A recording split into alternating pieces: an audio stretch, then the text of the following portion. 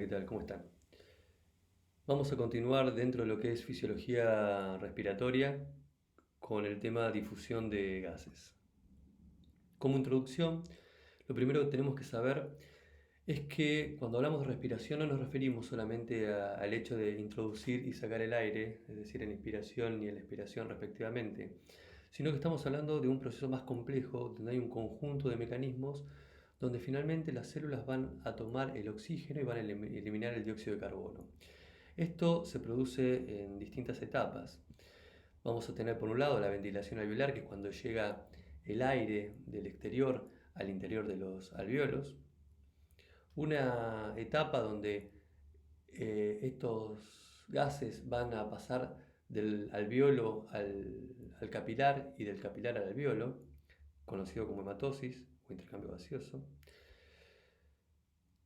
Luego que el oxígeno pasa a la sangre, pero lo mismo pasa también con el dióxido de carbono cuando pasa de los tejidos a la sangre, eh, van a tener que ser transportados, entonces esta es la etapa de transporte de gases. Luego tenemos una etapa donde el oxígeno llega a los tejidos y ese oxígeno es aportado por medio de la difusión, y el dióxido de carbono, producto del metabolismo, pasa a la sangre también por el mismo proceso de difusión. La última etapa de la respiración es cuando el oxígeno es utilizado para la creación de energía, y eso es la respiración celular, eso es cuando se utiliza el oxígeno en la cadena respiratoria. Ahora bien, vamos a hablar de lo que es el proceso general de difusión de los gases. Nosotros sabemos, cuando hablamos de una molécula de gas, que el transporte de los gases es por difusión simple, es un transporte que es pasivo, o sea, no requiere de energía, sí va a requerir de una diferencia de gradientes. Entonces, una sustancia, justamente como una molécula, puede atravesar una membrana que separa dos soluciones. ¿Cómo va a suceder esto? Dijimos entonces, de una solución donde está en mayor concentración a donde está en menor concentración. Esto lo va a hacer hasta que se alcance el equilibrio dinámico, es decir, todo el tiempo van a estar difundiendo moléculas, en este caso de un gas, de un lado para el otro.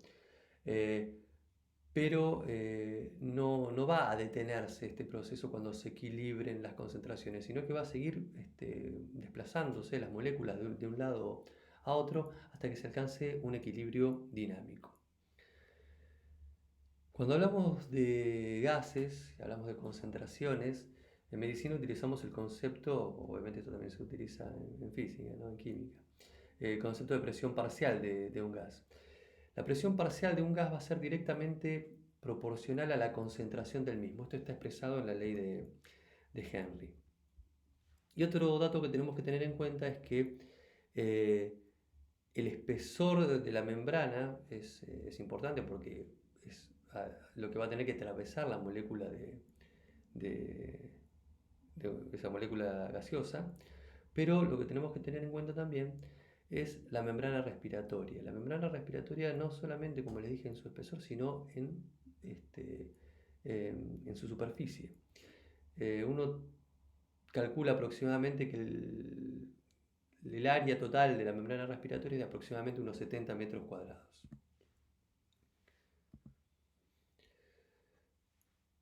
Obviamente, por un lado, es importante la ventilación del alvéolo para esta difusión de gases, pero no nos olvidemos que necesitamos la otra parte, que es la circulación pulmonar.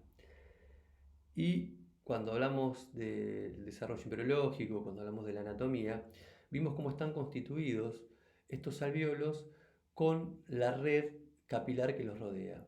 Esa red capilar tiene que estar en íntimo contacto con el alvéolo porque ese conjunto es lo que va a permitir que el oxígeno y el dióxido de carbono difundan de un lado hacia otro.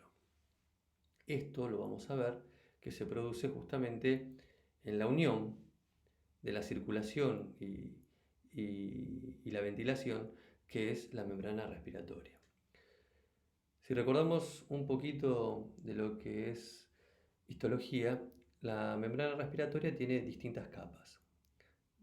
Si vamos desde el interior o sea, del interior del alvéolo hacia el interior del capilar, vamos a encontrar que por un lado tenemos el surfactante, luego tenemos el epitelio del alvéolo. Acá vamos a ver que el epitelio alveolar hacemos referencia a los neumocitos tipo 1, que son las células aplanadas, las delgadas, que son justamente las que van a permitir una rápida velocidad de difusión, no así los neumocitos tipo 2. La membrana basal del alvéolo, el intersticio, vamos a tener pegada la membrana basal de la célula endotelial, del capilar, y finalmente la célula endotelial capilar. Acá, en este dibujo, podemos ver un alvéolo con la red de capilares que lo rodean. Acá vemos cómo el oxígeno ingresa y el dióxido de carbono se elimina. Y si esto lo ampliamos, vamos a encontrar acá que tenemos el lado alveolar y el lado del capilar. Si miramos el interior de la pared del alvéolo, vemos esta capa que ven acá en celeste, que está representando el surfactante. Recuerden que el surfactante es una sustancia tensoactiva que tiene como propósito disminuir la tensión superficial del alvéolo para evitar el colapso durante la expiración. Por debajo del surfactante tenemos a esta célula, ¿sí?, que es el neumocito tipo 1. Acá vemos un neumocito tipo 2 y vemos acá también un macrófago representado. Pero acá vemos entonces el neumocito tipo 1. Abre una pequeña capa que es la membrana basal. Después tenemos el espacio intersticial que está representado acá en azul, la membrana basal del capilar y finalmente la célula endotelial del capilar. Entonces, esto estaría constituyendo la membrana respiratoria. Esto hay que tenerlo muy en cuenta porque después cuando veamos la velocidad de difusión de los gases, los factores que intervienen y pensemos en patologías, cualquier patología que altere esto de un modo u otro va a generar una alteración en el intercambio gaseoso con las repercusiones que esto puede tener. Por ejemplo, obviamente, la hipoxemia que puede llevar a trastornos graves. Ahora lo que vamos a analizar son los factores implicados justamente en la difusión de un gas. Una de las cosas que influyen claramente, y esto uno lo ve en la patología, es el área de la membrana respiratoria. Si esos 70 metros cuadrados que tenemos aproximadamente de membrana respiratoria disminuyeran por el motivo que fuera, desde un paciente que requiere una cirugía que le extirpe un lóbulo o un pulmón, o patología, por ejemplo, como el enfisema pulmonar, que de por sí pierda membrana respiratoria porque pierde alvéolos, el área de la membrana tendría implicancias en patologías. Entonces, ¿de qué modo influye el área de la membrana? Cuanto mayor área de membrana tengamos, mayor va a ser la velocidad de difusión de un gas. Por lo tanto, el área influye directamente proporcional, y esto lo vamos a ver más adelante en la fórmula. Dijimos que para que difunda un gas tenía que haber un gradiente de presión. Por lo tanto, cuanto mayor sea el gradiente de presión, es decir, la diferencia, el delta de presión parcial de un lado a otro, mayor va a ser la velocidad de difusión. Por lo tanto, este sería un componente de la fórmula que también estaría en el numerador, porque estaríamos hablando de algo que es directamente proporcional. En cambio, acá el espesor de la membrana influye pero inversamente proporcional. ¿Por qué? Porque a mayor espesor va a ser menor la velocidad de difusión. Y esto lo podemos ver, por ejemplo, en alguna patología que infiltre el intersticio o donde se deposita, por ejemplo, líquido, como puede ser el edema agudo de pulmón. En este caso, la velocidad de difusión del gas está disminuida porque el espesor ha aumentado. Por lo tanto, si el espesor es inversamente proporcional, los factores que lo alteren también van a provocar este tipo de alteraciones. La solubilidad. Cuanto más soluble es un gas, más rápido va a difundir de un lado a otro de la membrana. Y el dióxido de carbono se sabe que es 20 veces más soluble que el oxígeno. Por lo tanto, vamos a ver cómo esto tiene implicancias, incluso en determinadas patologías, para poder entender el comportamiento de la gasometría de un paciente. Entonces, la solubilidad de un gas sería directamente proporcional. A mayor solubilidad, mayor velocidad de difusión de un gas. Otro componente es el peso molecular. Cuando la molécula es más grande, o sea, cuando más pesada, cuando mayor peso molecular, la difusión del gas es menor.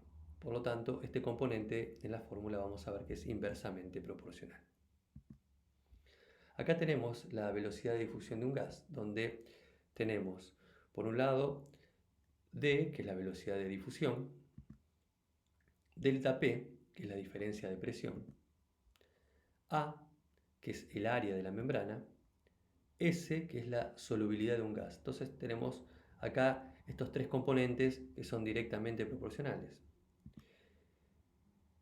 Y en el denominador tenemos el espesor de la membrana por la raíz cuadrada del peso molecular, que dijimos también que influía en forma inversamente proporcional. Algunos datos para tener en cuenta. Fíjense el tiempo que está un eritrocito en contacto o sea, cuando pasa por el capilar en contacto con la membrana respiratoria, y lo que necesita. Está 0,75 segundos, pero solamente con 0,3 segundos le alcanza. Y para el dióxido de carbono, fíjense lo que pasa, dijimos que era mucho más soluble. Una décima parte del tiempo necesita solamente. Entonces, esto lo que está mostrando justamente es la diferencia en la velocidad de difusión del dióxido de carbono respecto a lo que sucede con el oxígeno.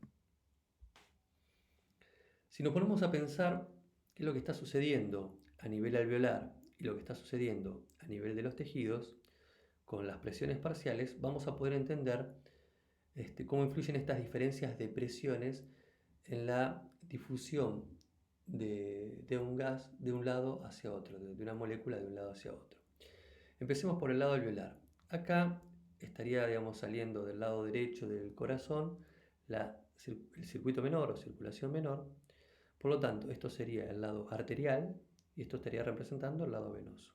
Si vemos a nivel del lado arterial lo que sucede y lo comparamos con lo que sucede a nivel del alveolo, vamos a encontrar que inicialmente la presión parcial de oxígeno es de 104, con una diferencia a favor del ingreso, porque es el ingreso del capilar, ¿no? Porque la presión parcial del oxígeno es de 40 milímetros de mercurio, mientras que con el dióxido de carbono lo que estamos viendo es que hay una mínima diferencia, pero recordemos la gran solubilidad que tiene el dióxido de carbono, a favor de que el dióxido de carbono difunda al alveolo. Entonces, fíjense acá, la presión parcial del dióxido de carbono es de 45 milímetros de mercurio y acá de 40 milímetros de mercurio. Por lo tanto, el oxígeno va a tender a pasar al capilar y el dióxido de carbono todo lo contrario. Cuando los encontramos ya en el lado venoso, vemos que se igualaron las presiones de oxígeno y de dióxido de carbono, y esto es lo que va a ir al lado izquierdo del corazón para llevar estas presiones parciales a los tejidos para el intercambio gaseoso a nivel distal, ¿sí? A nivel de los tejidos del sistema. ¿Qué es lo que pasa? Fíjense la presión parcial de oxígeno. Esta presión parcial de oxígeno varía, y estas variaciones son fisiológicas, en parte por la circulación bronquial, que termina disminuyendo un poco lo que es la presión parcial de oxígeno que teníamos inicialmente del lado venoso, luego de pasar por la membrana respiratoria. Pero si vemos los valores, la presión parcial de oxígeno de 95 con respecto a la presión parcial de oxígeno dentro o sea, en el intersticio, va dentro de los tejidos, va claramente a favor de que el oxígeno difunda los tejidos. Y el dióxido de carbono, que estaba en mayor concentración, con una presión parcial más alta, en los tejidos, producto del metabolismo, va a tratar de pasar para que finalmente en el lado venoso se igualen las presiones parciales de dióxido de carbono en 45 y las presiones parciales de oxígeno en 40. Volvemos al lado derecho del corazón y vuelta a empezar la circulación pulmonar. Para ir terminando, lo que tenemos que entender es el concepto de relación ventilación-perfusión. Como dijimos, para que esta difusión de gases se dé, es necesario que exista, por un lado, la ventilación, o sea, que llegue el aire y los alvéolos, pero por otro lado necesitamos que esos alvéolos estén perfundidos, que estén irrigados. Y de esta relación entre la ventilación y la perfusión van a surgir distintas alteraciones, distintos estados, porque pueden ser en realidad fisiológicos como patológicos, que es lo que tenemos que comprender ahora.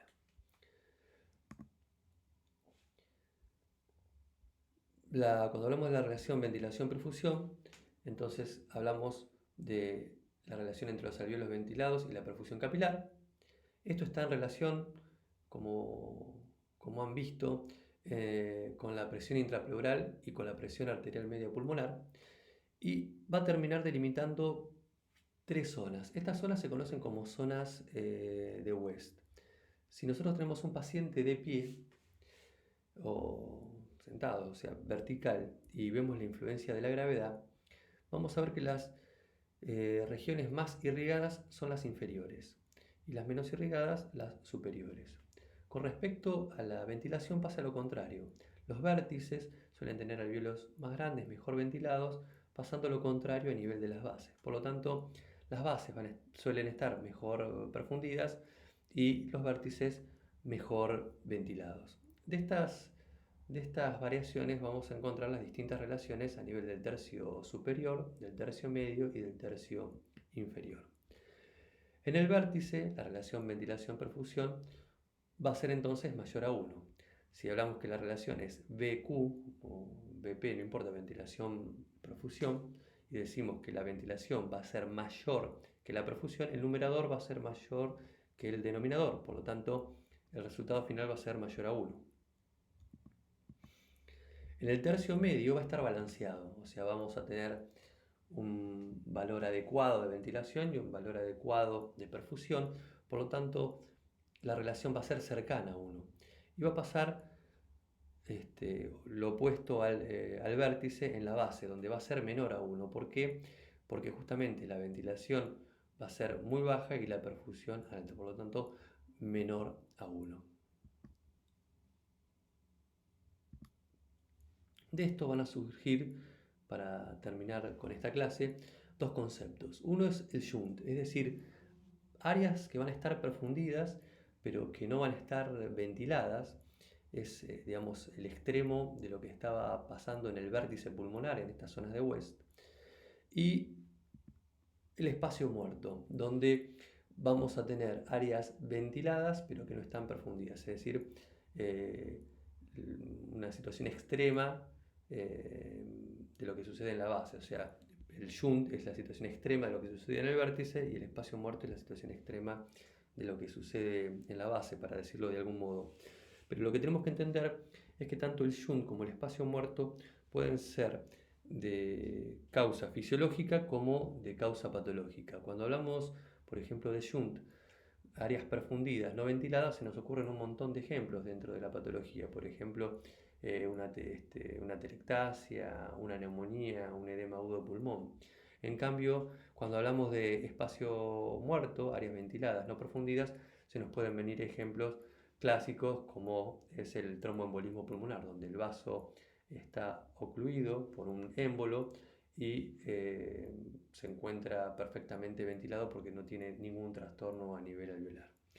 Bueno, con esto terminamos esta clase dentro de lo que es fisiología respiratoria para hablar de lo que es difusión de gases. Espero que les haya servido y cualquier duda las consultamos en los talleres y en las habilidades.